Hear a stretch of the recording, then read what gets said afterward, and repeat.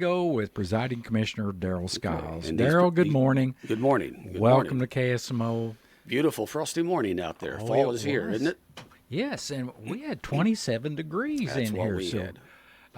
that was quite a bit. We may have tied or set the record for the date, according to Oh, the really? information I've read this morning in Operation Weather Watch. So it'll be interesting to see how that comes out finally. So anyway, Darrell's here today to tell us all about what's going on in the county of Dent. Well, and as you said, we are here every first and third Friday morning of the month. I say every. Once in a while that varies Once in a while has to with get some things, manipulated a little holidays, and bit. some Sure. different things happen. But for the most part, we make it work, and we're here every first and third Friday morning of the month. I appreciate everybody tuning in and listening. I get lots of comments from folks about something they heard, and so on, and some suggestions and different things, and I do appreciate that. So, lots going on, and I do want to hit first on something that's been on everybody's mind, and the little girl named Josie, and about 2 weeks ago. Law enforcement was called, made a call to a home for a report of a child that was unresponsive, and this little girl, shortly after that, she was taken to the hospital and was pronounced dead after work by emergency folks at the hospital. And so in the end, it's become apparent that the little girl, she was 10 years old, her name was Josie Ann Abney. It's been broadcast widely, so I'm not sharing anything that's privileged or anything, but it's pretty apparent that the little girl had been starved to death, and literally starved to death. And it's been very difficult for our community, as you know, Bob, to deal with, Oh, because she absolutely. was known by so many. I mean, she was known at school. Beautiful little girl. Lively. She'd been pulled out of school though earlier this year, so that daily contact wasn't being made, and and then with COVID, how that complicated the situation too at the school. So a lot of folks I know are beating themselves up and feeling guilty, and they don't need to do that. I mean, there was the Child Fatality Review Board. There is what's called a Child Fatality Review Board that investigates all child deaths, and it's made up of a multitude of folks: the coroner, our law enforcement folks, from folks from the Division of Family Services, prosecutor's office, and so on. And they look all the information over about this. It is being investigated. The parents have both been arrested and are in jail and held on, I believe it's a $500,000 bond, and facing about as serious a charges as a parent could face, and it's child endangerment and death, that resulting in the death of a child. So at any rate, there's much more work. The Child Fatality Review Board, I don't believe, last I knew, they had not gotten the autopsy results back yet, but at this point, but they will be getting more information, be looking at more of the facts that happened in this matter, and it's just a very tragic thing. We hear about these things happening and we see them on the news, but you just don't think. We live in a small, very caring, kind community here. We see it all the time when anything's going on in support of our youth in any way at all, and our people. We feel like we see and know one another, and there's stuff. And in this instance, however, somehow or another, this child, it just happened. The parents had pulled her out of school, kept her pretty isolated, and but it appears that perhaps there was some signs early on before that should have been looked at. I feel sure there's probably going to be, and when the information all comes out, possibly some extra legislation. I know our new state representative is very interested in how this happened. He's a former law enforcement officer who has served on the Child Fatality Review Board as well. So there's a lot of things at work, and I hope folks will, takes at least a little solace. This little girl, I don't believe, at least, will not have died in vain. That there's going to be some changes made in how cases like this are handled early on, as far as even in hotline calls and what can take place. Evidently, the little girl had been adopted a few years ago by the folks. Anyway, a lot of information, and I just wanted to address it because I know it's very it's big on everybody's mind, and it's just Well, it's a sad concerning thing. issue, and it should never have happened. Nope. It's sad, Poor little girl, at least her misery, which Uh-huh. I'm sure she was in a lot of it for many, many, many, many days, and she's at peace now. And Yeah.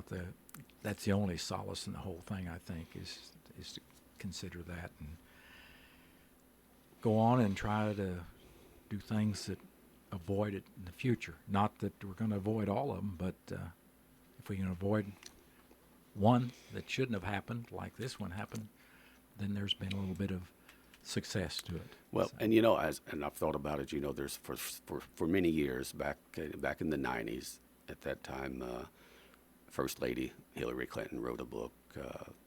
It takes a village, and that really is a spin off of an African proverb. It takes a village to raise a child. That's actually where that come from. And so, Hillary Clinton though wrote this book about it takes a village, and it become kind of a catch mantra deal about that. It takes a village to raise a child and all that, and that may be true, but it really takes a parent. It ultimately falls absolutely. back a responsibility on parenting.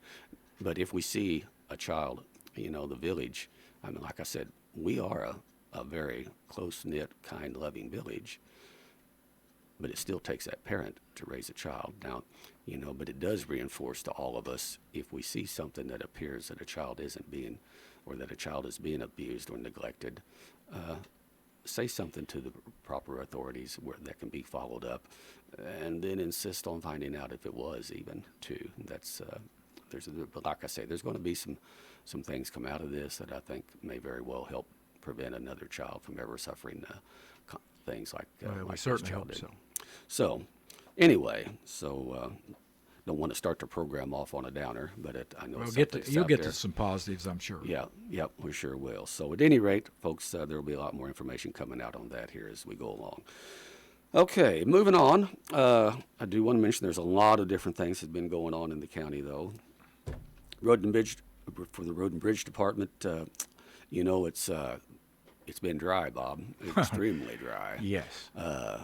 And matter of fact, it's become almost too dry to really effectively grade. And folks may not understand that, but when it gets absolutely dry, where there's no moisture whatsoever, even in the road bed itself, it's just like trying to grade flour back and forth. It just and all you really do is wear off grader blades, and you create an even finer, worse dust than what you maybe already had, which is pretty bad.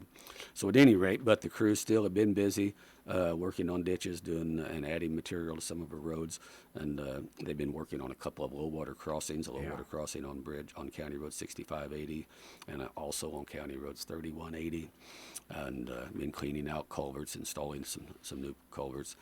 Cutting brush, which is a constant, while we're dry right now. It was rainy a very good part of the summer, and people I know get frustrated that, well, they feel the road needs to be cut, trimmed and stuff, and it does make it look better. The fact is, though, it takes about a year to make the circle and get all the way around every road just to do it one time. And you get a year like this, roads that were cut early are already in bad need of being cut again, Right. Trimmed, while we still haven't gotten around some of the others yet, and it's an ongoing process. We spend a pile of money on tractors and brush cutters, and Bob, when I was a kid, and it might have been the same in your neck of the woods, the county never owned brush cutters. No. And stuff. It was something. As a matter of fact, it's a funny deal. Actually, statute provides for the county to contract that out, and if they wanted to put it on the landowner's tax bill. Now, we've never done that. I don't know if any county ever has. I have gotten questions from some counties asking if we do and how we go about collecting that from the landowners. And I thought that an interesting question. We've never broached that, and I don't see us ever going down that road.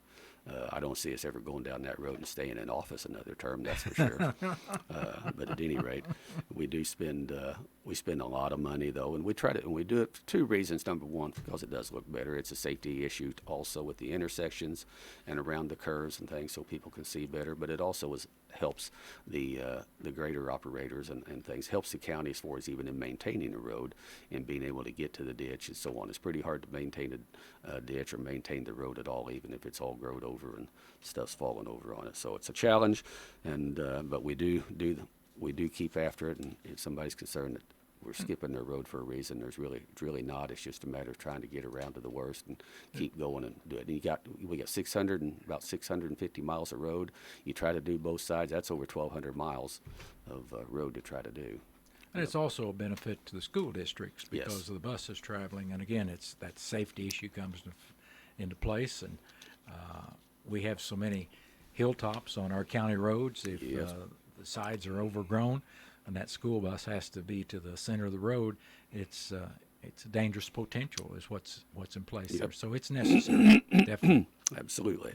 So anyway, that's what the crew's been working on. In District 1, Commissioner Purcell also been working on a couple of what we call FLAP projects. FLAP actually is an acronym for Federal Lands Access Program, and it's there's money available to improve roads, bridges, what have you, that are an access to federal lands, as the acronym states, Federal Lands Access. So we've got a couple of them here, one of them down in the National Forest, down on, we call it Cooley Bridge. It's a low water crossing that we're working on getting replaced. This is down in the Bunker area.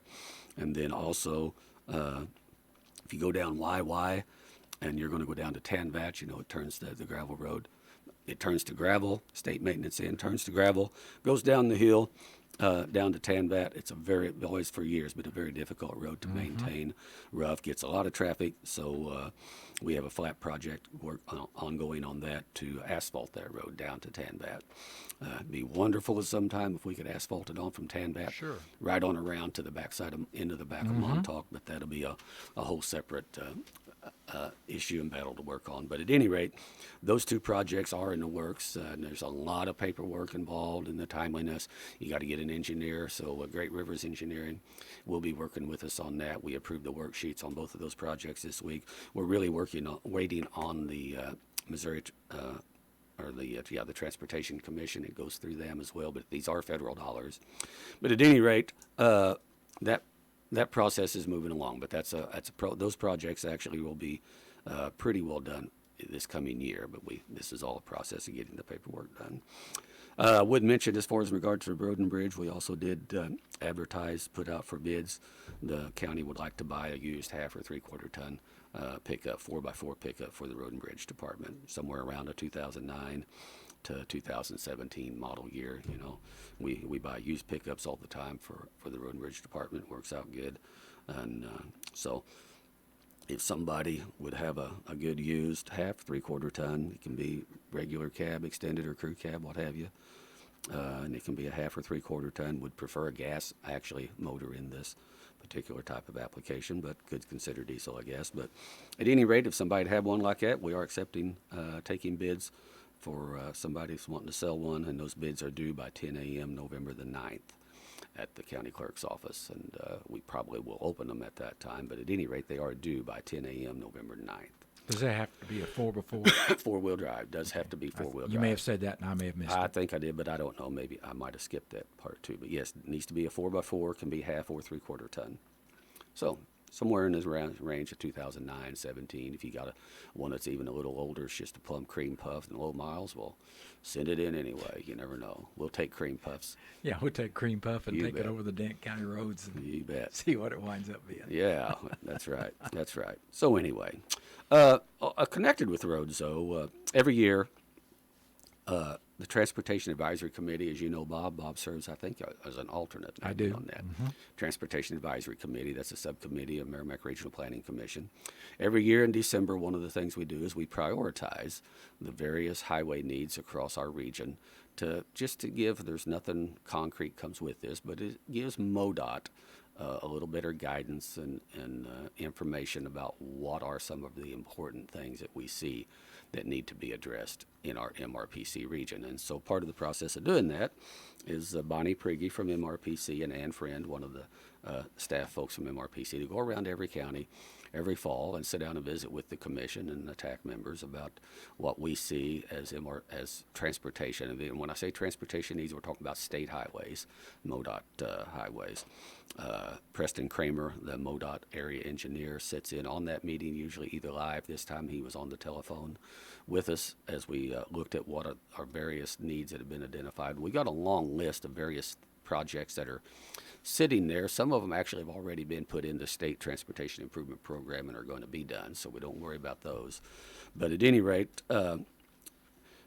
Preston did share that they haven't gotten as much work done on some of these projects as they'd hoped. They've taken about a $40 million decrease in revenue this year. So MoDOT has had to kind of pull its horns in a little bit and just hunker down and get through this tough budgeting time that the state and MoDOT has had.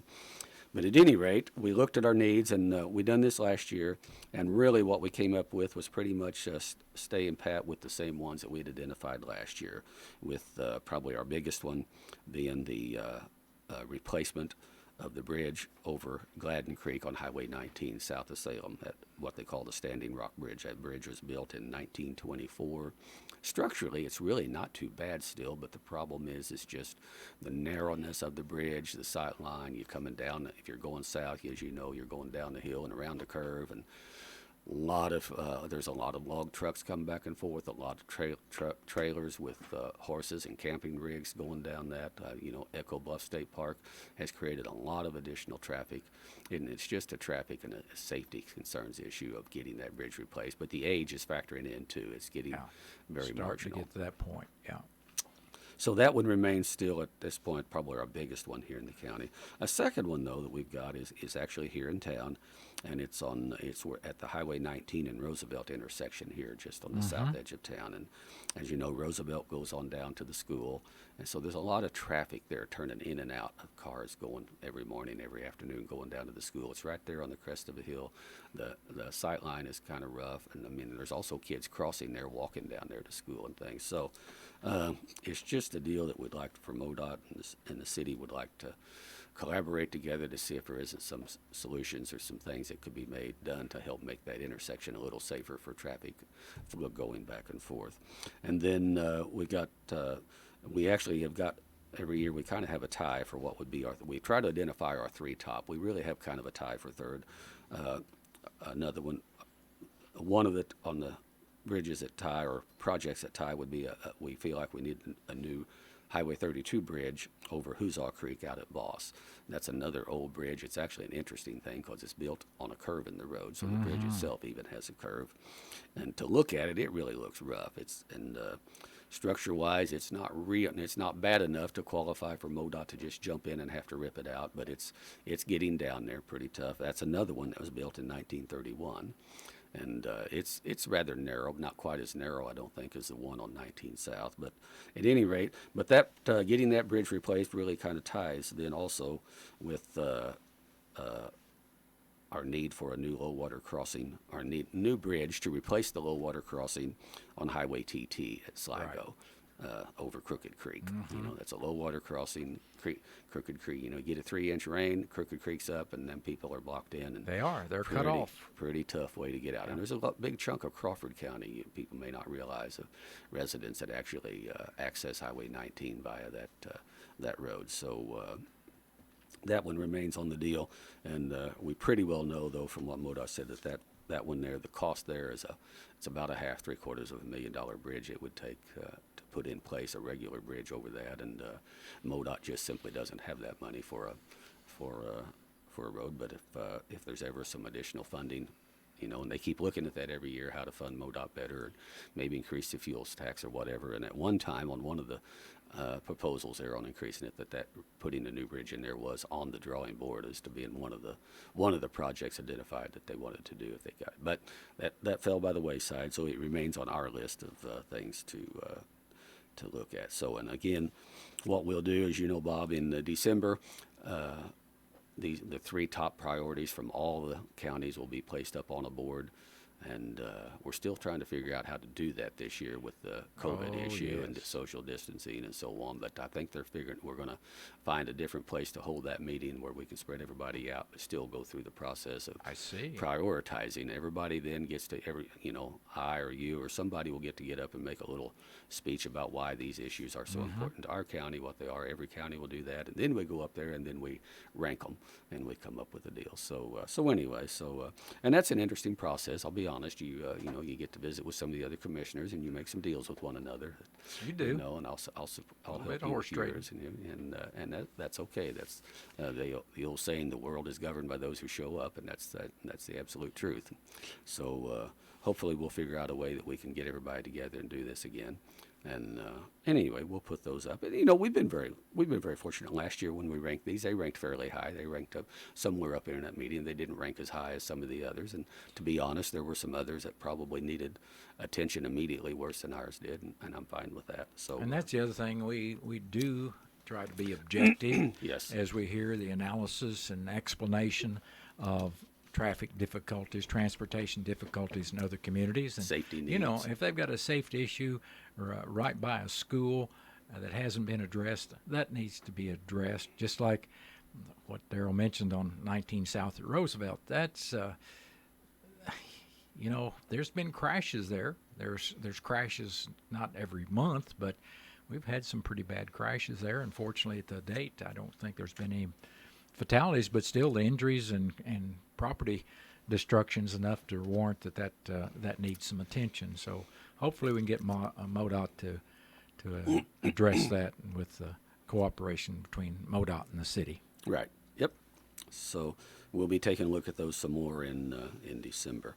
Connected with that, and I kind of brought some of this up when we had that meeting, in our meeting, but there's another meeting was held down at Houston, actually a week ago today, that I went to, and it was to discuss the forming of possibly a transportation development district to help provide funding for MoDOT to move forward with putting 4 lanes on Highway 63, all the way from Highway 50 east of Jeff City all the way to the Arkansas line. Now, this transportation development district, obviously the point of that is to raise the money, raise the funds.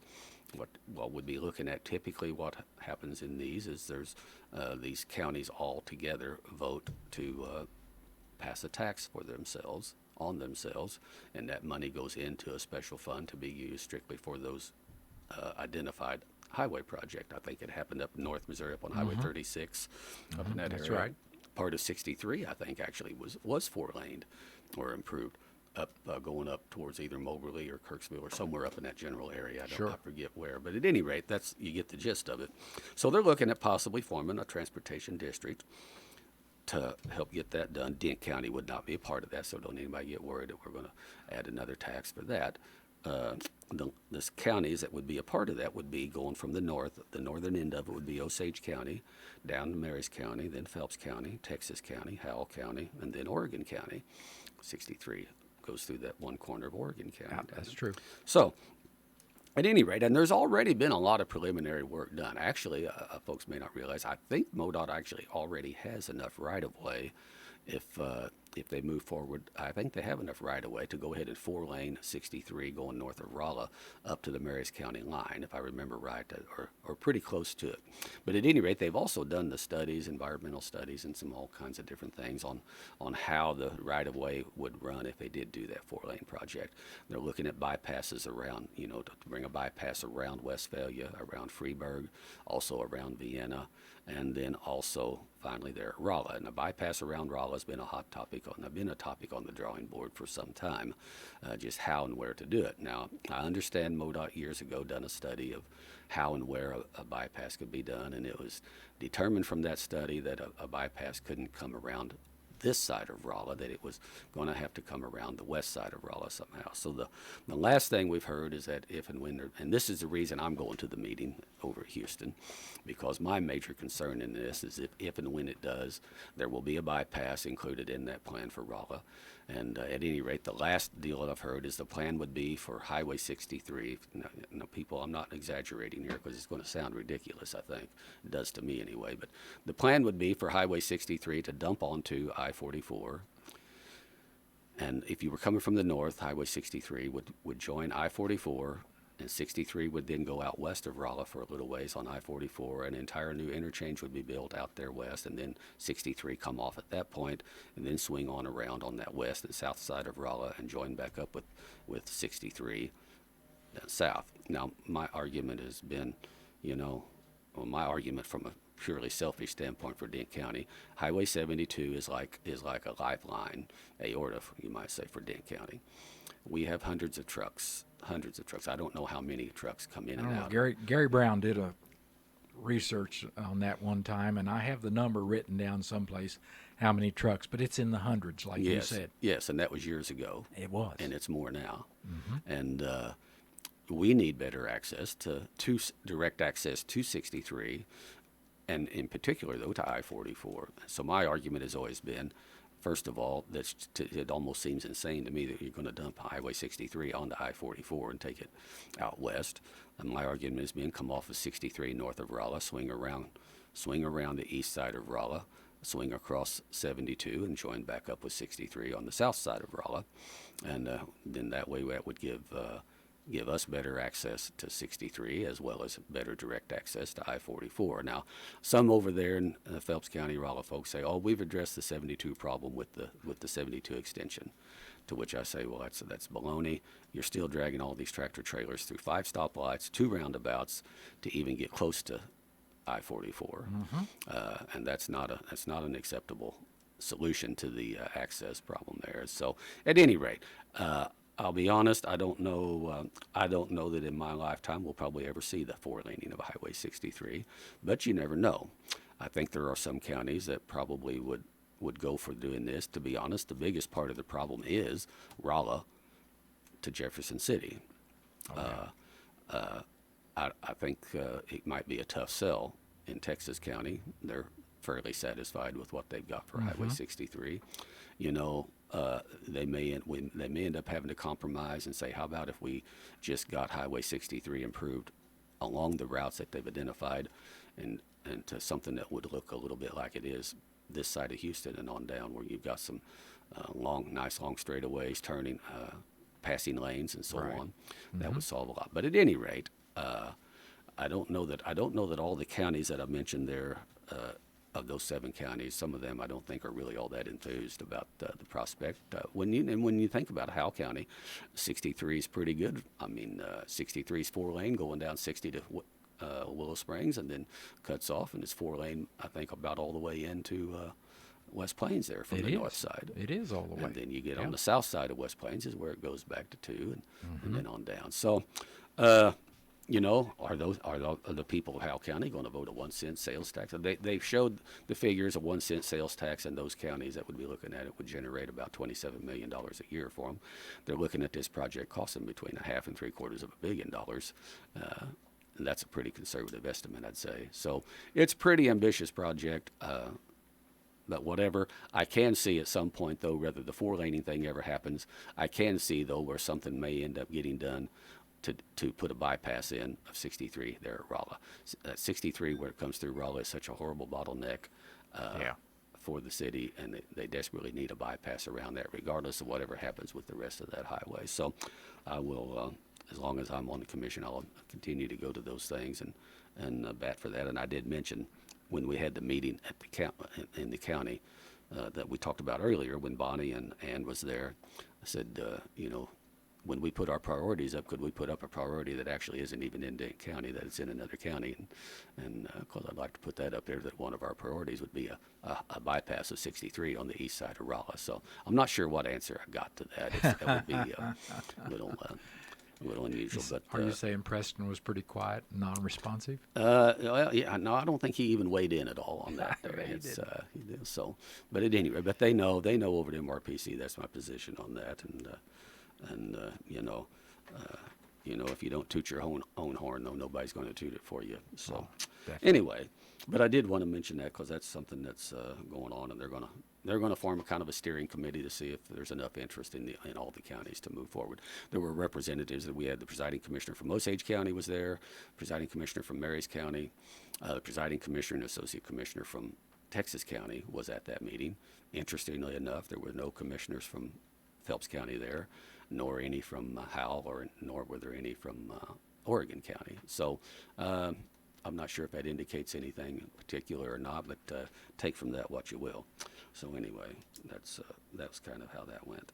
I do want to mention, though, before I forget it here, anybody would be interested, the sheriff we voted this week, the sheriff come in to put out for bids to sell one of the used patrol cars he got. He's got a 2011 Dodge Charger, got about 155,000 miles on it, and they will be selling that car. And you can go down to the sheriff's office, talk to them, look at it, see it. The bids are due to the county clerk by 10 a.m. November 2nd. And again, that's going to bids to sell a 2011 Dodge Charger patrol car, 155,000 miles on it. So check that out and get those bids in by November the 2nd. Want to mention we did have Treasurer Anita Williams was in talking about our sales tax revenue. It always comes in around the first of the month. Our sales tax revenue continues to be up compared to 1 year ago, which is great. Not all counties can say that. Our general revenue and law enforcement sales tax funds are both up almost 5%. I think it's 4.9%, up approximately almost $40,000 over what it was 2019 at this time. The Road and Bridge Fund also, of course, is up. The Road and Bridge sales tax is up about 6.6%, and it's up almost $25,000 over 2019. And the two jail funds are up as well, about 6.5%, and they're up year to date about $48,000 over 2019 each of those. So that's good news. And the COVID mess has really hurt some businesses pretty bad, and yet overall, yet we're still ahead of what we were this time last year. So it's kind of an interesting dynamic to see. In some respects, it doesn't make sense that it's that way, but then if you get to analyze some of the rest of the facts that folks aren't traveling as much, yes, road and bridge receipts are not up. They're down or pretty stable, if I remember right. And they're based on gas tax, of course. Right. The other big pot of money we get for road and bridge, our CART funds, right, which is the fuels tax. The tax on motor fuels that people purchase here in the county, and it's actually down. It's actually down almost the same amount that we're up on sales tax for road and bridge. So it's about even. But yeah, it's actually down, which reflects less travel. Which if there's less travel, then it kind of indicates perhaps people are staying right here and buying everything they need right here rather than even going. I think we'll continue to see more of that, considering what's going on with COVID right now and the forecast for the fall and winter. The tourism thing, though, after the first month or month and a half so of the COVID shutdown, the tourism thing took off, and the tourism folks will tell you it's been extremely busy all summer. I'd like to have 50 cents for every kayak that I saw go up and down Highway 19. Yep. Now, when we talk about, though, the impact, there are some businesses, though, that haven't enjoyed this good economic boom. Understatement, and there are dollars available, CARES Act funds available. We just the last couple of weeks we approved 6 more CARES Act applications, and those were applications for private small businesses, also churches, schools, and nonprofits. Nonprofit community center at the Armory qualifies as a nonprofit. There's dollars available for those that have seen an impact from the COVID thing, and can show that there's documentation, paperwork involved, but there's money available that we continue to use. We've still got about $1.1 or $2 million sitting in the fund available. And it's real sad. We can't be specific, but I remember when I covered the commissioners' meeting on Tuesday, one of the commissioners shared about a business talking to them about how detrimental COVID has been to their particular business, and they didn't go to the business breakfast, haven't really talked to MRPC to find out anything about what help they could get from the CARES Act funds to assist their business in trying to survive. So I don't know how you get folks to. You can lead a horse to water, but you can't make it drink. Well, that's so very true.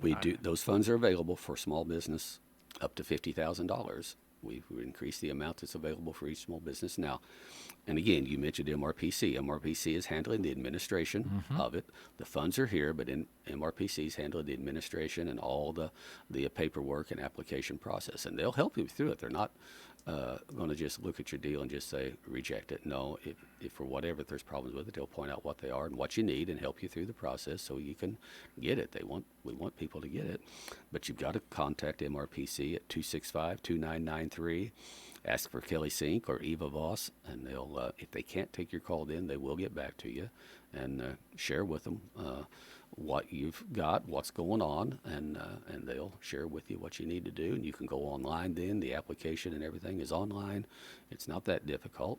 And it's just basic information that you probably have to have when you're filling out your income taxes and so forth and so on anyway. And, I would encourage folks who have been negatively impacted by the COVID-19 thing to check it out. Now, there's some that have said they heard we got that, and they said, well, we really haven't been, can't really say that we've had any reduction in business. And if that's the case, then hey, that's fantastic, and there's no need. But if there's a small business out there that has, and it can cover things just even like insurance and mortgage payments, it can cover if you didn't get payroll protection program funds, you can get funds through this to cover some of your payroll expenses and so forth and so on while this has been happening. So you're just check not it going out. to get anything if you don't start doing some research and calling it. And time is getting short now to do that, to get your application together and get your opportunity to get some of those funds if I to remember help right, you I out. believe December 10th, I believe, was our cutoff That sounds for about those right. small business Yeah. applications to be That's in. going to be here So, before you know it. My goodness, sure is. just think about how close December 10th is, folks. Less than 60 days. So we're getting there. So I did want to mention that as we talk about the sales tax and the economy and so on. A lot of funds still available. I hope folks will take advantage of it.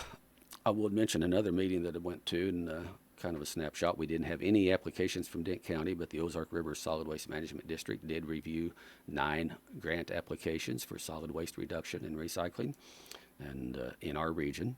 And we did approve 9 of those applications for a total of approximately $195,000 for projects that will be undertaken here within the region. Some over at Rolla. An interesting one at Rolla, actually coming through the university, was looking at setting up small composting, how to do small composting things that restaurants could even use versus using the food waste and things, and creating a compost that would be a product then coming out of that's usable versus just all that stuff going in the trash. Because there's an incredible amount of food waste. There is. Unbelievable amount of food waste all over the country, from restaurants and things. So anyway, that was just one interesting one. So did want to mention that. Would mention as well, then of course, voting. We have an election coming up, Bob. Oh, yeah. Big election. Could be the most important election of our lifetime. Frankly, I think it is. You know the truth about the matter. But a lot of things on the candidates on the ballot. We have our presidential election, our governor election, and then our local elections. So that's November 3rd. Absentee voting is going on right now and can be done at the courthouse. Absentee voting will be going on until, can do it at the courthouse till 5 p.m. on November the 2nd. Angie Curley or her staff will have the courthouse open. On Saturday, October 31st, till noon for absentee voting. Would mention, if you were going to request that a ballot be mailed to you, this coming Wednesday, October 21st, would be the last day. Correct. You can request a mail-out ballot. So look at that and be sure and vote. I mentioned it before, and I'll mention it again. When you look at the issues, you look at where some folks stand on some of these things. I think it's pretty legitimate to say religious freedom is on the ballot. Your gun, Second Amendment gun rights, private property rights. There's a lot at stake in this election, and so take a look at where candidates stand and things and do it. There's also 2 constitutional amendments on the ballot. One that would go ahead and further restrict, put term limits in place for other state office holders. I think right now the governor and the treasurer are the only ones limited to 2 terms. And there is a measure on the ballot to go ahead and restrict the rest of those state offices to 2 terms as well. You'll hear a lot of different things about that. Frankly, myself, I feel like we have term limit power every time we have an election, and nothing wrong with that. Well, I remember years ago when we put in some term limits on our legislators, and boy, that looked like the very thing we need to do. There were people who had been there too long. Well, then we learned that when you limit some of those lengths of service to say 8 years, 6 years, whatever, depending on which particular state legislature situation we're looking at. They just barely got their enough experience to perform their duties That's as right. a state legislature, and they were voted out, or they had to they term limit out. Excuse me, get the right term in place. They limited out on terms, and if they were representative, okay, they had a good opportunity maybe to run for a senator, but there's not near as many senators that are Right. representatives, so you start diluting the pool of political experience. And not saying we need to open it back up to where it was unlimited. No, that's not what we're saying. It needs to be some limits on the length of the offices, but sometimes you cut off your nose to spite your face. And Personally, I'd like to see them maybe set it up to where you actually, right now you can serve 8 years as a state representative, and you can serve 8 years as and you can go ahead and serve 8 years as a state senator. Frankly, I would see nothing wrong with saying you could serve a total of 16 years in either any combination. Yeah. If you was a representative and you do a good job and the people like the job you're doing and they would reelect you to 16 years. I mean, I'm not a big fan of the term limits anyway. You know, if you've got a person that's doing a good job, you know, if I don't want to be forced to change doctors every 8 years or 16 or whatever. And I know that's not maybe a fair comparison, but I mean, still the point is pay attention to what your representative or your senators are doing.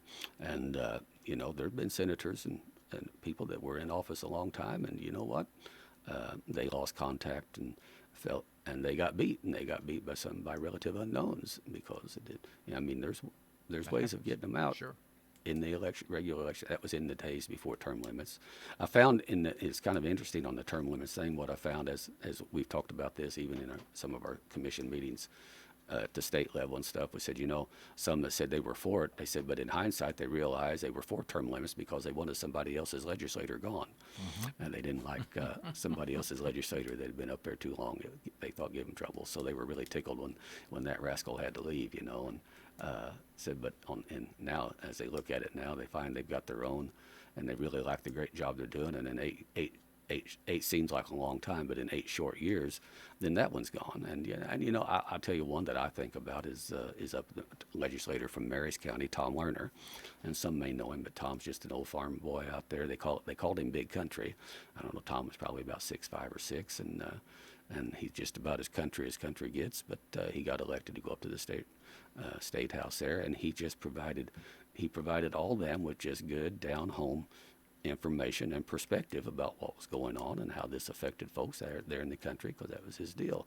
And doggone, in 8 years he had to leave that seat then, and he was a great asset for this whole part of the state, South Missouri, to have somebody like that up there. I mean, he was born and raised there on the farm, and family, the roots run deep.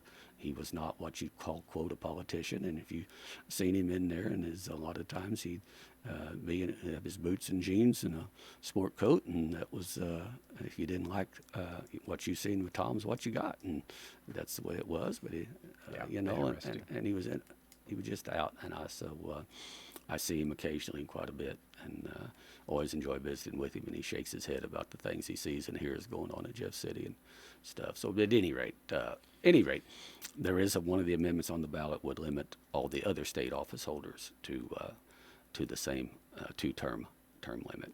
You know, James Spainhour was Secretary of State for the state of Missouri, you know, in charge of elections for how many years? And I don't remember. I think he was a Democrat. I'm sure back in those days he was probably the Democrat, but he was a excellent Secretary of State for the state. And he enjoyed doing that and loved doing that and loved working with the county clerks and getting elections and making sure they were done right. And you know, and there's some of them things, man, it takes some time to get all the processes down, and you just can't replace sometimes that experience. Experience is important. It can be pretty costly sometimes getting that experience. Sure. So anyway, but that's the one amendment. That's my stump on that there. And then the other main one is the Amendment 3 that has to do with the biggest thing on it has to do with the redistricting, how state legislative districts are drawn. And under the law that was passed a couple of years ago, Dent County, somehow for some reason they think that somebody ought to look at each area and decide, is that Republican or Democrat, and whichever it is, they ought to go out and make that area part of another area that's the opposite party, and balance it out. Well, I'll be honest. I don't really see why anybody needs to be branding anybody in this deal, whether they're Democrat or Republican. They vote one way or the other. I don't. But at any rate, the whole thing is, we could in Dent County here, a good part of Dent County. Dent County could be divided up all kinds of ways, and could be divided up and put in part of a deal with Jefferson County or up with another county, totally removed from where we're at, and it can turn into a mess. At least, and I think the goal of District 3 is to see that at least you're still part of one contiguous geographical area, and not. I've wondered what would they do if 90% of the people say voted Democrat all across the state, every county and every deal. Well, how would that the way they got it set up to do it now? Well, how would they ever break it back up to try to say they're going to make it equal? Supposedly they want to make it equal party wise. Well, people are free to vote whichever party they want to, and that's fine. That's what makes it great. I don't really see why we need somebody who's supposed to identify whether you're Democrat or whether you're Republican and predict how you're going to vote next time as to how your district should be drawn up. I don't know, but Amendment 3, if it passes, will put it back to where at least it would be a geographical area. They do this every time after the census, have to redraw legislative, and this would just pertain to state legislative districts and so on. And so it'd be a nonpartisan committee would have to be put together to draw them up, and taking into account the geographical area rather than trying to break it up along the party. So anyway, that'll be an interesting one to watch and see what happens. It also, that same Amendment 3 also reduces lobbyist gifts, and they say by just $5. Well, what people don't realize is in what was passed a couple or 3 years ago actually limited the lobbyist gifts to $5. And so this Amendment 3 actually just goes ahead and eliminates that $5 limit. So, which it really made it, that's a whole nother issue sometime to talk about. But at any rate, it is an important election, a lot of things at stake, and I do hope folks will get out and vote. And, the clerk's office they're doing a good job handling the absentee voting and trying to make every available means for people to be sure they get their vote in, get them counted, and so do hope folks take advantage of that. So, Bob, I believe that brings me to about the end of the list. The last topic you wanted to address today. Yep. Well, so, and again, when we're back on the air again, we'll actually be on November. What is it? About November 6th is the next time we'll be on the air. We've got kind of a deal in here where we may have a 3-week deal here, but it will be the Friday after the election. Mm-hmm. So we'll know what the outcome was on all these things in the office. Or hopefully by then we'll know who won the president's seat. I don't know. That seems to be a big question mark. That seems to be a battle forming. But at any rate, it will be after the election, and plan to probably have a special guest with us here on that at that meeting when we're back on the radio here on November 6th. So otherwise, I think we're pretty well caught up. All right. Great time for folks to be out and about. It's going to be maybe a little rainy. Sounds like maybe Saturday or Sunday. Sunday we got rain in the forecast. Well, that'd be Monday fine. some rain in the forecast. Not big strong chances, but also they're just the forecast. There's so much variability among the different forecasting agencies that they're talking about 20-degree range possibility on daytime temperatures and 10 to 15 on what they're forecasting. So it'll be interesting. Hopefully I'll tell you, I've done my part. Precipitation will come true. And I've done my part. I had a couple of water gaps that have been out actually for 3 or 4 months. And I can tell you that generally, whenever I put those 2 water gaps in, we will generally have, within 48 hours, a pretty good flood and a rain. Or the other thing I can do is I can get some feed and leave it on the back of my truck all night, and it will start raining during the night, even though there was no chance of rain and the moon was out and the stars were bright when I went to bed. Yeah. Now, day before yesterday, I put those 2 water gaps in. I was getting desperate. We need rain, so I put those water gaps in. Done your I part. went to feed the cattle, and I actually left a bag of feed on the truck as I backed in the driveway that evening, and thought about it after I got in the house. Well, it's not supposed to rain, and do you know, at 4 o'clock in the morning, yesterday morning, it was raining. It rained a bit. Now, we didn't get our flood. Trace. We No. didn't get our flood. It didn't really damage the feed on the I'm deal. not sure you're going to get a flood this next week. I don't think Wash so out those either. water gaps. As dry as the soil is, I think it'll suck it right up. But, you've done your part. I've done That's everything. good. I guess now I'm thinking I'm going to probably maybe go ahead and get a half ton or a ton of feed in There on you the go. truck and leave Really that on try there. to Yeah, be sure, and attract I'll the make sure rain.